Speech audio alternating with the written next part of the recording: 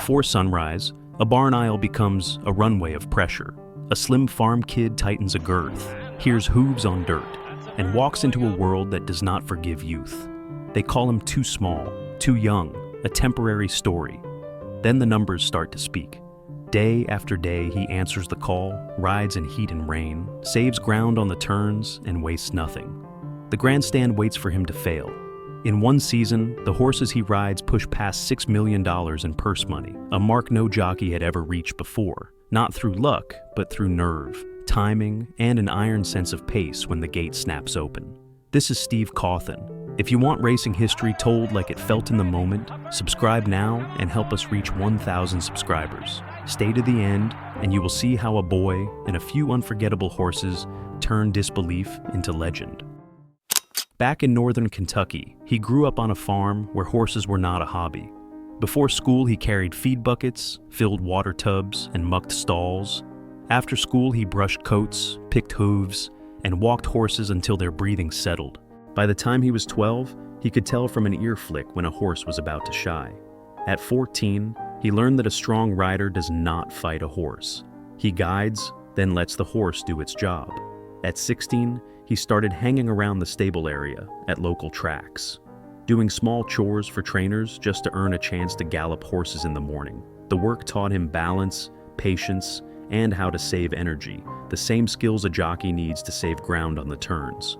When he finally got race day mounts, he already knew what horses fear and what they trust.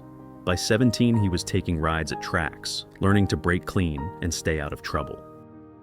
At 16 and 17, he walked into racetracks where most riders had years of hard lessons behind them. In the jockey room, a teenager was easy to dismiss. Trainers wanted steady hands, not a kid who might freeze when the gates snapped open. Some said his early wins came from good horses and simple luck. Veterans watched him on the turns, expecting him to lose position, drift wide, or rush the move. He listened, then adjusted. Break clean. Settle the horse. Save ground, wait for the right gap, then ask for run once. Each ride became a test of discipline. He did not argue with critics. He stacked quiet results until people stopped laughing and started watching. He rode anything offered, from small money races to last-minute calls, and he learned to think 2 moves ahead in crowded stretches at full speed, always. Next season would force every doubter to recalculate. In 1977, the calendar did not slow down for youth. The boy was booked from one racetrack to the next, with few hours between the last race and the next morning ride.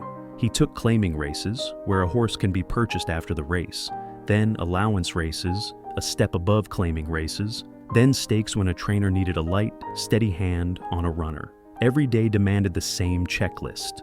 Break clean from the starting gate. Settle the horse so it could relax and breathe. Save ground on the turns by staying near the rail. Wait, then ask once. People still looked at his age before they looked at his results. Some horsemen said a teenager could not stay calm when bodies crowded together in the stretch. Some writers hinted he was only winning because he happened to land good mounts at the right times. Others waited for the fade, the week when the rides would dry up and the mistakes would show. Instead, the season kept piling up. Wins arrived in bunches, then kept arriving. By the end, he had won 487 races, the most in the United States that year. Then, the headline number landed. The total purse money earned by the horses he rode climbed past $6 million in a single season, a mark no jockey had reached before. It was not one superstar. It was dozens of horses and relentless scheduling. It happened through repetition, travel, and decisions made at full speed in tight quarters, with no room for panic. After that, the tone changed. Columnists who doubted him began calling him a phenomenon. Trainers stopped calling to test him and started calling to trust him. The same people who said he was too young now said he rode with the patience of a veteran. The boy had not asked for respect. He had forced it. In 1977, the boy was handed the reins of a chestnut colt named Affirmed. From the first workout, he felt something rare. Affirmed did not waste energy. He settled when asked, switched leads smoothly, and saved his best for the moment it mattered. When the boy kept his hands quiet, the colt relaxed. When he gave a clear signal, the colt surged, as if he understood the question. That intelligence changed how the boy rode. He stopped chasing early speed and started thinking about the last furlong. Affirmed also carried a stubborn edge. If another horse pressed him, he did not fold. He pinned his ears and fought for his lane. Soon one rival made every lesson sharper, a powerful colt named Alidar. They met and ran at each other, stride for stride, until the gap felt like a thread. The boy understood it right away. This partnership was not built for easy wins. It was built for pressure in the biggest races, with no room at all. In 1978, the pressure tightened and the predictions hardened. Many people believed Alidar was the stronger horse, the one built to end the rivalry on the biggest stage. Affirmed entered the spring, with doubts attached to every stride. The boy felt those doubts in the paddock, in the betting talk, and in the way the crowd leaned toward the rival before the gates opened. At Churchill Downs, the Kentucky Derby delivered the first shock. He did not chase the early speed. He let Affirmed settle, saved ground on the turns, and kept the colt relaxed so he could finish. Turning for home, Alidar came to him like a promise the crowd expected to be kept. They ran together, shoulder to shoulder, and it looked as if the favorite would power past. Instead, Affirmed dug in and held to the wire. The margin was not large, but the message was clear. This was not a lucky day. 2 weeks later at Pimlico, the Preakness felt tighter and faster. The pace pressed early and the space disappeared. Alidar attacked again, closer than before, forcing decisions in seconds. The boy kept Affirmed in rhythm, waited, then asked once. The finish came down to inches, and Affirmed refused to give way. Another narrow win, another round of disbelief, and now the sport had to admit the pattern. Belmont Park was supposed to expose them. The distance was longer, the stretch felt endless, and many expected Alidar to finally wear Affirmed down. He wanted position early, then tried to control the tempo without spending too much too soon. Alidar tracked every step and met him at the top of the stretch. They locked together for the entire drive, neither giving an inch. In the final strides, Affirmed found one more breath and reached the wire first by a head. 3 classics, 3 shocks, and doubt died. Most expected Alidar to take at least one, but Affirmed kept answering, and the boy stayed unshaken. After the Triple Crown, the spotlight did not soften. Every move was judged, every ride replayed. Later that summer, in another major race, the horse crossed the wire first again, and the grandstand roared as if the rivalry had been settled for good. Then the inquiry light came on. Officials reviewed the stretch run and ruled that contact had cost another runner position. The order of finish was changed, and the victory disappeared from the record books. Some people called it justice, others called it robbery. For the boy, it was a blunt lesson about this sport. You can do everything right, feel the win in your hands, and still watch it taken away by a decision made after the fact. The debate followed him and the horse into every next start, adding weight to every stride. It also reminded him that reputation can swing on a single step too. The next season tested him in quieter, harsher ways. Winning had made him famous. Not winning made him a target.